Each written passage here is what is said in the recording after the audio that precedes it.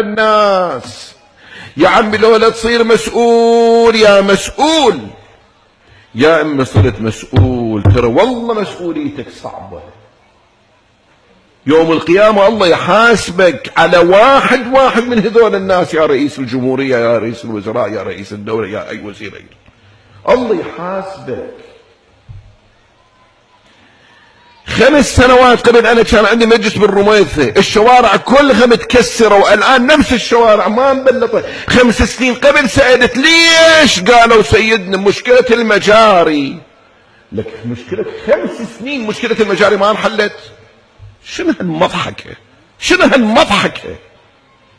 من أجمل مدن العراق الرميثة، بلطوها شو مش مدينة حلوة، كلها شوارع متكسرة، كلها طسات.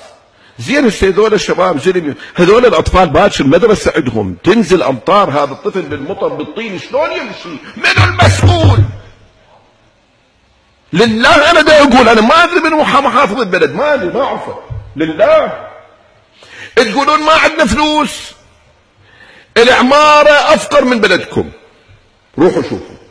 الحق يقال، والله انا ما اعرف من هو محافظ العماره، ما اعرفه. دخلت العمارة 8 سنين قبل مثل هناك كان كلها متكسرة وكلها طسات، هسه روحوا شوفوها ما ري شيء. الآن العمارة أجمل من بغداد. زين هذاك شنو يعني بس أنت ما عندك ميزانية، ذاك عنده ميزانية. ليش بالعمارة الكهرباء ما يروح؟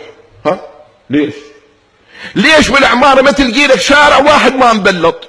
ليش بالعمارة أنا رحت 8 سنين قبل أحسن بيت كان 80 مليون، الآن بيت 280 مليون ما تحصل، ليش؟ ها خير شافوا الناس. رجال جاي هو مسؤول، والله ما أعرفه، إلهي أنت شاهد على منبر الحسين ما أعرفه، ولكن شفت على أرض الواقع ده يخدم. وين محافظ السماوة؟ وين قائم مقام هذا البلد؟ وين رئيس البلدية؟ شنو هالزبالة كل مكان؟ شنو هالوساخة كل مكان؟ شارع واحد ماكو ما بيه غبار، هذول بشر يا ناس. ليش؟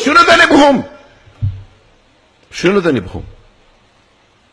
ما يكفينا اللي شفناه من الضيم ايام اللعين ابن اللعين صدام، اللي ما ادري الى ابو ما الى ابو. زين هذاك ايام عاش سوى العوجة عدله، هذاك عاش ايام راح سوى ميلاد جنة. احنا 10 سنين 12 سنة ليش ما عندنا خير؟ وين دا يروح خيرنا؟ مسؤول.